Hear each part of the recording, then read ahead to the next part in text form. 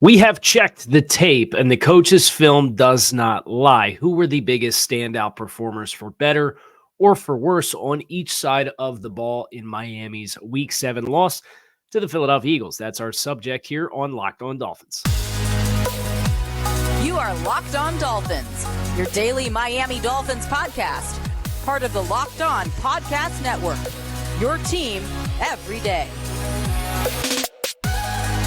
All right, Miami. Welcome to another episode of Locked On Dolphins. It's your team every day here on the Locked On Network. I'm your host, Kyle Krabs, a lifelong Miami Dolphins fan, host of Locked On Dolphins, co-host of Locked On NFL Scouting. You can find our shows on YouTube or wherever you listen to your favorite podcast. Tip of the cap to our everydayers, because we don't just say it, we live it. It is your team every day here on the Locked On Network. Today's episode is brought to you by Gametime. Download the Gametime app, create an account, and use code LOCKEDONNFL for $20 off your first purchase. Last-minute tickets, lowest prices guaranteed. We've checked the film, and usually this show is divided into two.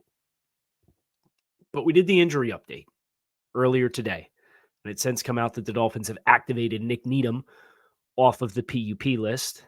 He's on the 53-man roster, and Isaiah Wynn has gone on to injured reserve. Bit of a bummer, bit of a buzzkill for Isaiah Wynn, who has performed admirably well for the Miami Dolphins since transitioning inside to guard. There will not be any other Isaiah Wynn conversation because Isaiah Wynn only played 5 snaps in this contest. And this is dedicated to the coach's film and performances that I thought stood out. So this is a little bit less about the mechanics of plays and the structure and the strategy and the chess pieces. And it's a little bit more about performances in a big game that I thought stood out for better or for worse for the Dolphins. And we'll start on the offensive side of the ball, and we'll look at players who I thought performed well and admirably well.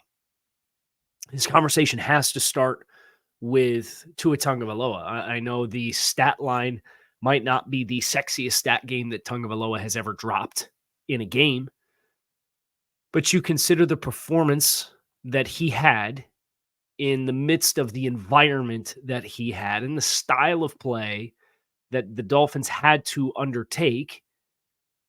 And the Eagles were able, thanks to their success up front, to take away the primary identity of the Miami Dolphins offense. And that plus the road game environment, plus the non-starter playing at center, really compounded some issues for you yet again in a big game against a good opponent.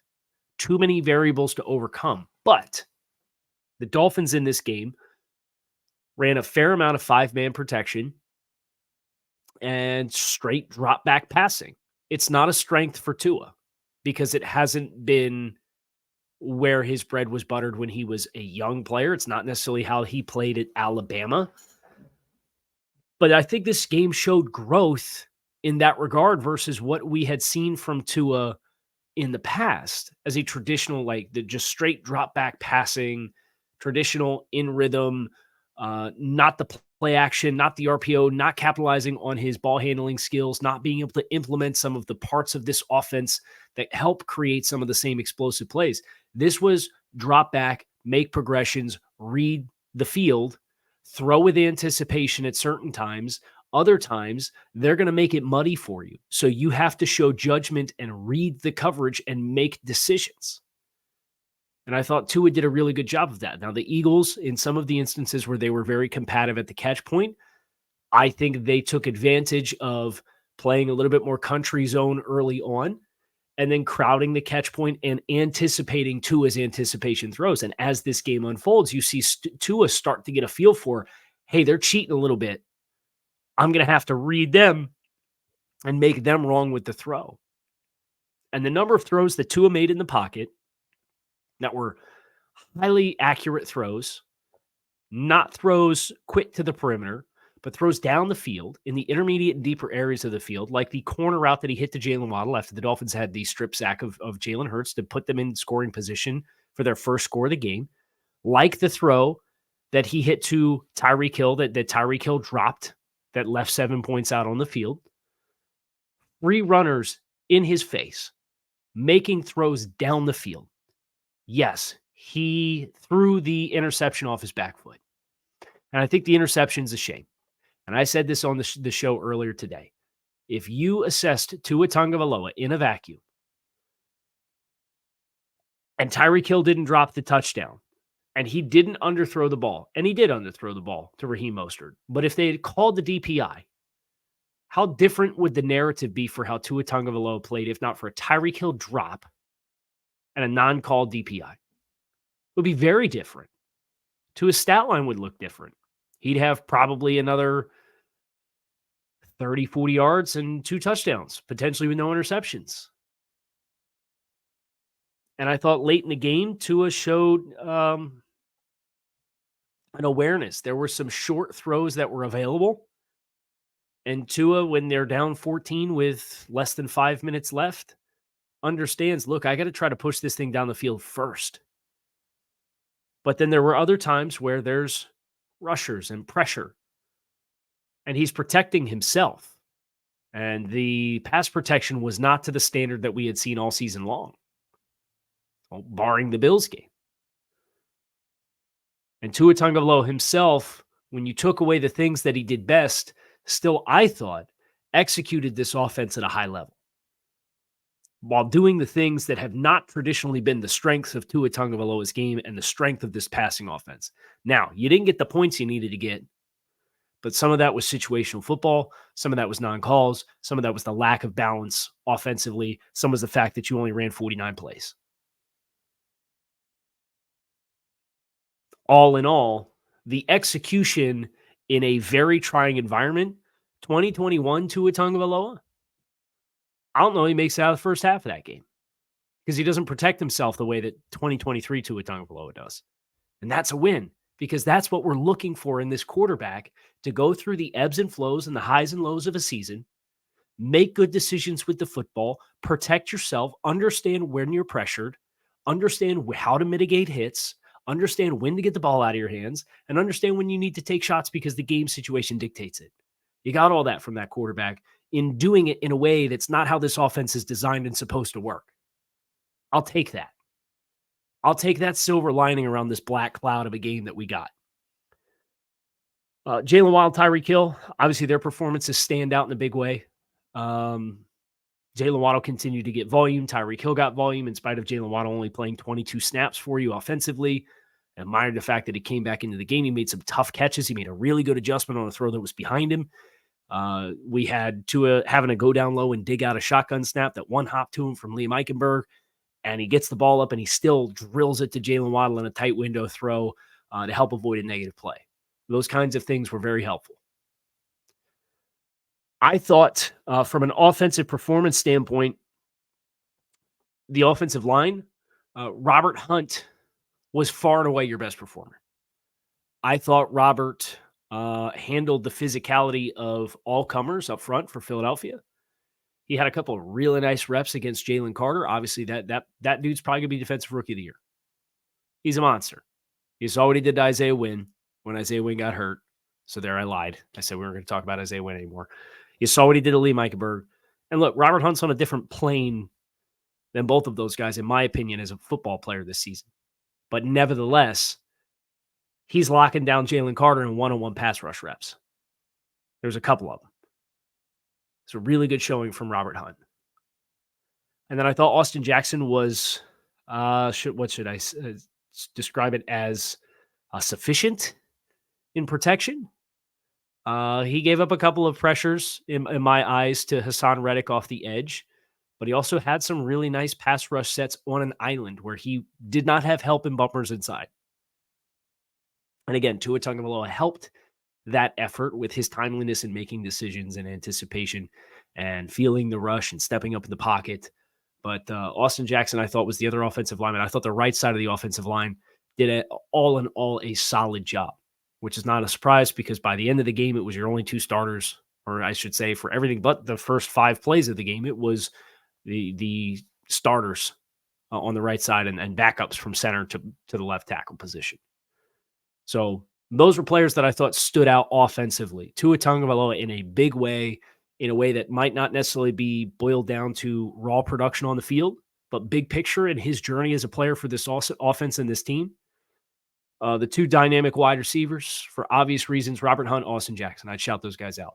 We're going to go over to the defensive or the offensive side of the ball for a couple of players that we'd like to see more growth from, better improvements from if they're going to continue to play. That's next year on Locked On Dolphins, so stick with us. These days, every potential new hire feels like a high-stakes wager for you and your small business. You want to be 100% certain that you have access to the best qualified candidates available. That's why to check out LinkedIn Jobs. LinkedIn Jobs helps find the right people for your team faster and for free. You can add your job in the purple hashtag hiring frame to your profile to spread the word on LinkedIn that you are hiring. And simple tools like screening questions make it easy to focus on candidates with just the right skills and experience so you can quickly prioritize who you would like to interview and hire. That's why small businesses rate LinkedIn Jobs #1 in delivering quality hires versus leading competitors.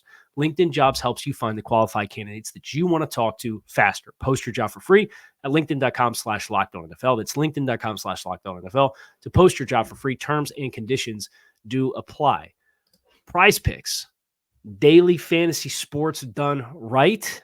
It's a ton of fun because it's you versus the house. It's not you versus thousands of other people and sharps and pros and people that really kind of water down the experience for daily fantasy sports. You pick more or less on 2 to 6 player stat projections, and if you hit them, you can watch the winnings roll in because it's you against the house at PrizePicks. If you hit 6 player stat projections more or less correctly in one set, you can win 25 times your money this football season and turn $10 into $250.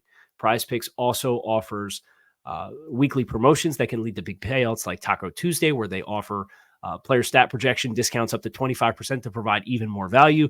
PrizePicks now offers Apple Pay for quick and easy deposits into your account this football season so you can stay in the game. PrizePicks. Go to prizepicks.com/LockedOnNFL and use code LockedOnNFL for first deposit match of up to $100. That is prizepicks.com/LockedOnNFL and use code LockedOnNFL for first deposit match of up to $100. So this will be the last we speak of the Philadelphia Eagles, and then we are on to the New England Patriots. But we must finish the job, and we must talk about this offensive line performance from the center position over. It was not Kendall Lamb's best performance. And I understand to some degree you're now dealing with communication issues of having a new player at left guard, and that is not ideal. And that's a challenge when the player that's at left guard is playing in between a backup left tackle who admittedly has played a lot of football this season and has played admirably well, and a center who is making his third career start at the position. Not a recipe for success in most cases, let alone against the best defensive line of football, which the Philadelphia Eagles boast between Josh Sweat and Hassan Reddick and Nolan Smith, who logged a sack in this game as a first-round pick, and Jalen Carter as a top 10 draft selection, and Fletcher Cox and Milton Williams and Jordan Davis as a first-round pick. They got dudes up and down the front. There's no layups in this group. And it showed. Liam Eichenberg, some snap issues, continue to have some timing issues. I think that continues to impact the offense in a negative way. That with the news that Wynn has gone to IR, I understand you want to be careful with Connor Williams, but if this man has truly been chomping at the bit the last 2 weeks to play, and you're going to go play the New England Patriots and the Kansas City Chiefs before the bye, I would be inclined to think it would really behoove you to have Connor Williams play and help provide some stability for whoever is going to be your left guard between Kendall Lamb and the center position. Because Lester Cotton struggled to keep his head above water as well. I thought he was somebody who showed that he had not taken reps. I thought he settled in decently well in the second half. I thought there were some instances in which he showcased the anchor that you would want for an interior offensive lineman, but getting hands fit on guys, setting with consistency, pushing to the right spot, feeling the exchanges with your tackle and your center as far as passing off stunts in games. If you don't think Bill Belichick watched that tape of those guys over there trying to handle twists and stunts and isn't licking his chops to game plan some rush plans against this offensive line, you got another thing coming. And that's why I don't think you can overlook in any capacity the New England Patriots coming into this game, depending on what the offensive line situation is. Now, if you told me it was Kendall Lamb, whatever guard you want to choose, Connor Williams, Robert Hunt, Austin Jackson, I feel fine going into the game. Kendall Lamb with stability has been fine. And they don't have Matt Judon. Not to make this a New England Patriots preview show. But the communication and the execution there was too irregular. And Mike McDaniel said as much after the game. He said he expected that with a week of full preparation and starting reps in practice, Lester Cotton would do things better and more effectively than some of the things that he did when he went out there and had to play for 44 snaps for the Dolphins. I thought Durham Smythe did not have his best game either. The run blocking effort, there were a couple of times where the guys on the edge really got into him. And I don't think it's a coincidence that the Dolphins turned to Julian Hill when they were trying to get stuff going in the run game to get another big body out there to help. And I think it did help a little bit. But Durham really struggled. For that first negative loss that you had was on Durham to take the air out of Hassan Reddick and get on top of him. And he did not. And Hassan Reddick beat him to the spot and made a tackle for loss on a toss to Raheem Mostert. It was a bummer. We will turn the page, however, and we'll go over to the defensive side of the ball and talk about a few players that I thought had standout performances for the Miami Dolphins. This starts with both linebackers. David Long and Jerome Baker, in my eyes, played their best games of the season comfortably. And it's a bummer for David Long. They only played 37 snaps. Jerome Baker was out there for 72. So David played about half the snaps defensively. Obviously had the collision with Javon Holland. But he was a man possessed.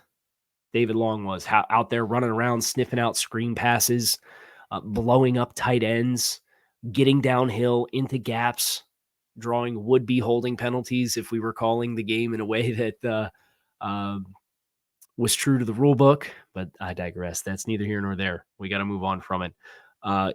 David Long was awesome. And you could see the light bulb was on. The confidence was on.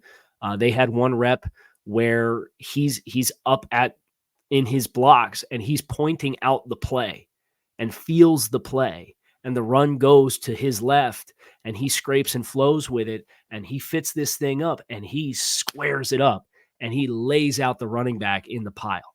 And it was a good illustration of play recognition, playing within the confines and structures of the run fit of the front, scraping and fitting downhill. It was good. It's really good. Obviously, Jerome Baker had the pick six. He nearly had another pick six. It just missed the ball from Andrew Van Ginkel. They kind of got knocked up in the air and tries to beat Devontae Smith to the football and does not, but was around the ball. I thought he made a few nice tackles in space. Jerome Baker did. That's kind of been the sore spot for Jerome this season. It's felt like some of his landmarks in coverage when he's meeting the ball at the receiver and he's scraping horizontally. He's a little too flat or he's a little too far upfield and not on the inside shoulder of the receiver, and the receiver puts a move on and gets back inside and breaks his pursuit tangle, and it's a missed tackle attempt. So I thought you were good there. I thought it was great to see Jalen Phillips out there. Endless motor. I thought Bradley Chubb's handed in the best 120 minutes of football he's given the Miami Dolphins since he was acquired at the trade deadline. He tagged Mailata a few times with really good rushes. That 4th down and 4 conversion to A.J. Brown to set up the touchdown that put him on the 1-yard line for Philadelphia. That was a dropped coverage by, it looked like, Kader Kohu, who was matching A.J. Brown in coverage. And they collide with David Long, and Jalen Hurts scrambles to get outside the pocket. But it was Bradley Chubb who set the twist stunt and comes down inside into the B gap and spins out of it and flushes Jalen Hurts out of his spot. And I'll tell you, there's probably 27 quarterbacks in the NFL that play would have been a sack. By the way, Dolphins, speaking of sacks, Dolphins on pace through 7 games for 58 sacks this season, and they're first in the league in quarterback hits.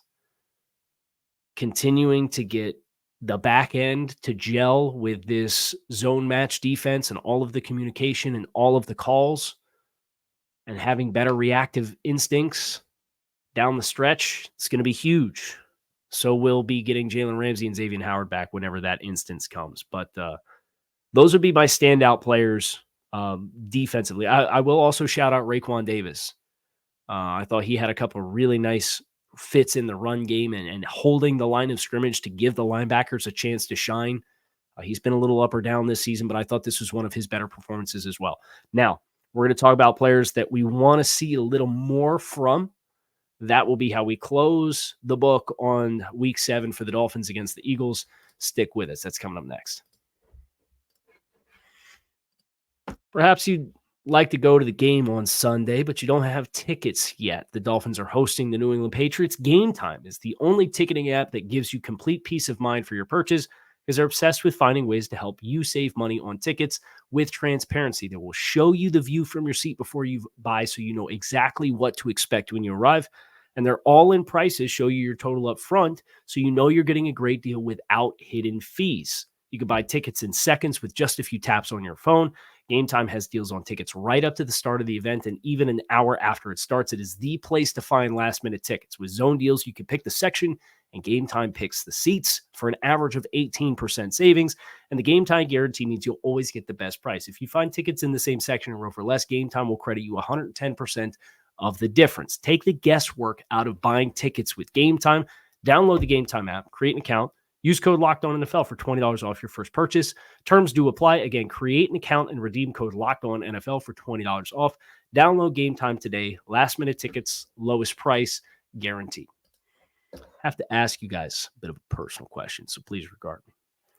You ever have trouble performing? Ever out with your partner and just feel like you can't get the job done? Does it get worse when there's lots of people around? It's especially bad with guacamole. I'm talking about weak chips, the ones that can't handle a scoop of guac. Zach's Mighty Tortilla Chips understands the pain of trying to dip a weak tortilla chip. No one wants to go soft on the guac. Unlike other chips, Zach's Mighty Tortilla Chips are literally built to dip, made the old-fashioned way. They're cut from actual tortillas, so Zach's Mighty Tortilla Chips are both sturdy and delicious, crisp, corny, and organic. These chips will take your tailgate to the next level. They are now available in Publix in sea salt, lime, and nacho flavors. You can find them in the deli section with the dip. So head on over to Publix, grab a bag of Zach's Mighty, and scoop that guac like the stud that you are. Defensively, I didn't personally feel like the Christian Wilkins game was as bad as it felt like many folks did. Did I think it was one of his hallmark games? No, I did not. I thought he was fine. I thought he was sufficient. I thought Zach Sieler also did an admirable job against, again, a really good offensive front, getting off blocks and helping with the run fits, with Miami playing with two safeties in coverage and at times playing with a deficiency of hats in the box. I thought those guys did enough to get off of blocks, plus the strong performances from the edge guys that really helped Miami give a complete effort in the front seven. They were disruptive from a pass rush perspective. I mean, just looking at the tracked pressures, you had Bradley Chubb had 7, Wilkins had 4, Sieler had 3, Phillips had 4, Van Ginkel had 2. So they got strong performances from everybody up front, but I would acknowledge I thought the interior play was not quite as consistent as the edge play from a pressure perspective. Kader Kohou, for the second time this season, has been asked to play outside corner and match against number 1 wide receivers for much of the game, and it has not gone well. This is one of the developments for Miami that I think is a little bit of a setback versus expectations. And it's tough because he's been pinballed around between being the nickel and being outside, and then he's outside with somebody else in the nickel, and then he goes back to the nickel, and now he's back outside because Xavier Howard doesn't dress. I would like to think as this secondary stabilizes with Xavier Howard's health and Jalen Ramsey's return, Kader Kohou can be put in a position to have a little bit more stability. One thing that's not apparent is his ability to be a number 1 corner. And you looked at the season that he had last year, which was much more man-heavy scheme, much more press-heavy scheme, and you thought he was really, really effective. We have not seen that version of Kader. And I understand there's a scheme change. You're playing a lot of cover 3. You're playing a lot of quarters. It's different. It requires you to play in space a little bit more and not play on bodies as much. And the transitional quickness is just not there. And Jalen Hurts was throwing with a lot of anticipation to the perimeter on a lot of routes that were pressing vertical and coming back to the line of scrimmage, or a lot of in-breaking routes. And Cater, with his footwork and playing on the perimeter and trying to respect vertical speed and then trigger and get downhill into it, was just a half tick late on the vast majority of his attempts to play in coverage. And it really, from my perspective, hurt Miami's ability to play winning football here. He was targeted 9 times, gave up 8 receptions, and was credited with 125 yards against him and a touchdown, according to Pro Football Focus. And there's some ambiguity and gray area from assigned responsibilities and coverage in reality and what the actual call was versus the interpretation from any grading system. And that's fine. I get that. But this was not Cater Kohu's shining moment. And I think it's been unfortunate because there's been some instances where he has been asked to play out of position, and it hurts. So hopefully moving forward, maybe as soon as this week, we could see Cater be put back into a position to be successful and be what he has shown he is most effective at, which is an interior nickel player for the Dolphins. So that is going to do it for our discussion on Week 7. We are on to the Patriots. We will also have a trade deadline show tomorrow. Going to look across some of the sellers across the league and names that are of interest to me. So I'm looking forward to that. Hope you will come back and see us then. I'm Kyle Krabs. Keep it locked in right here on Locked On Dolphins. It is your team every day. I am out of here. Appreciate you guys checking out the show. You can find us on YouTube or wherever you listen to your favorite podcasts. Fins up and peace.